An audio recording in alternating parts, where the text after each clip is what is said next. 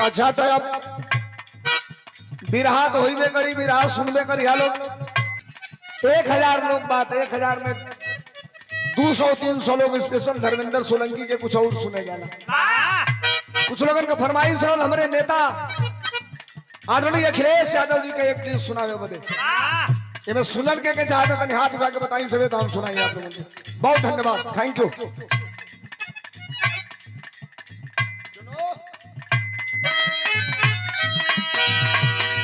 अब सुनिए, जब आप लोग का याद ऐसे हो गए, आप लोग सुनने चाहते हैं तो समझ लीजिए, कुछ सुनने से पहले थोड़ा सा समझ लीजिए। 10 मार्च सन 2022 को उत्तर प्रदेश के विधानसभा के चुनाव का रिजल्ट आने वाला था और पूरे दुनिया की नजर 10 मार्च के चुनाव के रिजल्ट पर थी। पूरा देश इस इंतजार में था 10 मार्च को परिवर्तन होगा, उत्तर प्रदेश के मुख्यमंत्री अखिलेश यादव बनेंगे। एक बात, अगर 2-4 सेकंड मेरी बात अधिक हो तो मेरे कहने का सारांश केवल समझ लीजिएगा, मैं क्यों इसको बढ़ा रहा हूं। 2021 के दिसंबर में अगर आपके गांव के किनारे 4 बजे भोर में दौड़ने वाले लड़कों की संख्या 50 रही होगी, तो 2022 जनवरी आते आते सुबह 4 बजे भोर में दौड़ने वाले लड़कों की संख्या 50 से 100 हो गई होगी और फरवरी 2022 आते आते आपके गांव में सुबह 4 बजे भोर में दौड़ने वाले लड़कों की संख्या 100 से 200 हो गई होगी। कारण क्या था जानते हैं? कारण यह था, नौजवानों के अंदर एक विश्वास था कि 10 मार्च को उत्तर प्रदेश में अखिलेश यादव की सरकार बनेगी और अखिलेश यादव ने कहा है, नौजवानों, सरकार बनने के 1 महीना के अंदर भर्ती निकलेगी और तुम केवल दौड़ के आगे आ जाना, लिखित परीक्षा केवल पास कर लेना, तुम्हारे शरीर पर उत्तर प्रदेश पुलिस की वर्दी देकर तुम्हारे सम्मान को बढ़ाने का काम किया जाएगा। इस उम्मीद में उत्तर प्रदेश का नौजवान था। 10 मार्च आया, खून से सनी हुई आस्तीन जीत गई। खून से सनी हुई आस्तीन जीत गई और कुछ जगह पर हम कम वोटों से हार गए और कुछ जगह पर मशीन जीत गई, कुछ जगह पर मशीन जीत गई। सरकार नहीं बनी। सरकार नहीं बनने के बाद छोटी मुंह बड़ी बात नहीं करता और मैं कभी अपने आप को किसी घमंड और गुरूर में नहीं रहता। मैं तो कहता हूं कि मैं दुनिया का सबसे छोटा कलाकार हूं, सबसे छोटा कलाकार हूं। उत्तर प्रदेश में सरकार नहीं बनने के बाद सोशल मीडिया पर अगर सबसे ज्यादा ट्रोल कोई नौजवान हुआ था, ट्रोल, तो उस नौजवान का नाम था धर्मेंद्र सोलंकी। 10 मार्च के बाद फोन करके सरकारी पार्टी के लोगों के द्वारा मेरे माँ बहन की गालियां तक दी जाती थी। लोग कहते थे सोलंकी, हमने कहा यस, तो अब कहे नहीं गा रहे हो गाना अखिलेश यादव का। 4 दिन बीता, 5 दिन बीता, सरकार नहीं बनने के बाद 10 दिन बीता। कहां से फोन आता था, किस नंबर से आता था, मैं समझ नहीं पाता था, उल्टा सीधा बोला जाता था। सरकार नहीं बनने के बाद मैं पहली बार लखनऊ था अपने नेता आदरणीय अखिलेश यादव के सामने। हजारों हमारे जैसे कार्यकर्ता थे, सबके आंखों में आंसू थे। बुलाया हमारे नेता ने और कहा, सोलंकी, राजनीति में सरकारें आती हैं जाती हैं, सरकार में रहना न रहना बड़ी बात नहीं है, सामाजिक स्तर पे जनता के समस्याओं के लिए लड़ना बड़ी बात है। रास्ते में एक नेता ने फोन किया, कहा कि रोज गा रहे थे सुल्तान बदलने वाला है, रफ्तार बढ़ने वाली है, रोज गा रहे थे, अब कहे नहीं गा रहे हो अखिलेश यादव का गाना? हमने कहा कल से गाऊंगा। कहा अब क्या गाओगे? हमने कहा कल गाऊंगा, 2 दिन बाद आएगा, सुन लेना मैं क्या गाऊंगा। चुनाव के बाद 15 दिन बाद, अब तो हजारों गाना गा दिया, लेकिन चुनाव के 15 दिन बाद, चुनाव के बाद का पहला गाना हमने गाया था और इनकलाब हमने पैदा किया। हमने कहा, सुनो, हम अखिलेश यादव के सिपाही हैं, खौफ नहीं मुझे मुरझाने का, खौफ नहीं जिसे मुरझाने का, मैं उस फूल के साथ खड़ा हूं, चाहे दौर कोई भी आए, मैं अखिलेश के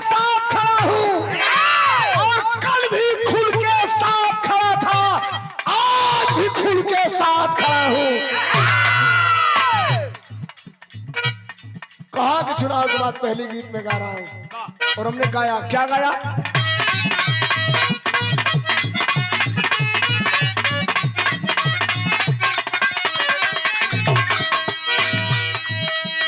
चुनाव के बाद पहला गाना गाने रहे, जबले बाचानी यही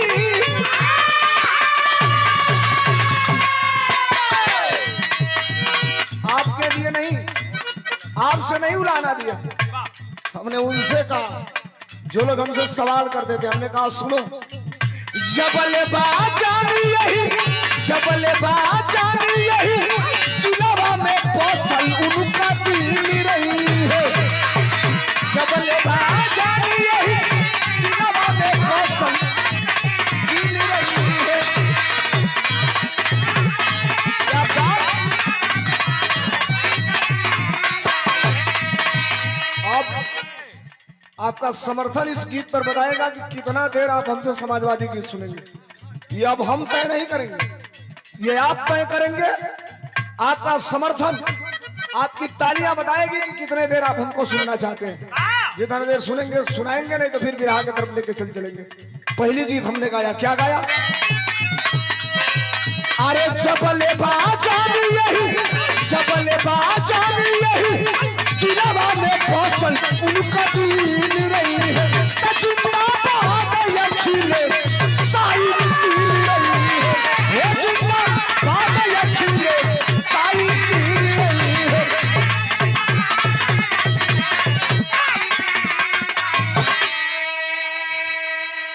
गाड़ी रुका, उतर के लोग खाली चाय पी लो। लोग ये लोग चाय पी रहे थे, हम फ्रेश होने चले गए। 2 मिनट बाद आए तो सवेरमा दौड़े वाला लड़का 25-30 गो रहना से, भैया भैया 25-30 गो लड़का रहना से, देखना से पहचान के ले आ गई ना, नमस्ते नमस्ते भाई।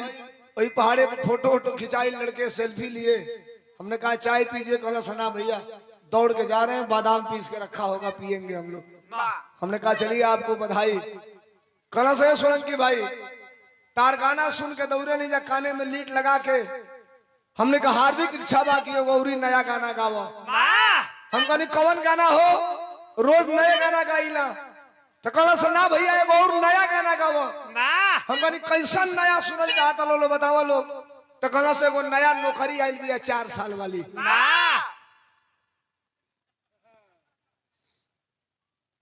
4 साल वाली एगो नया नौकरी आई बिया।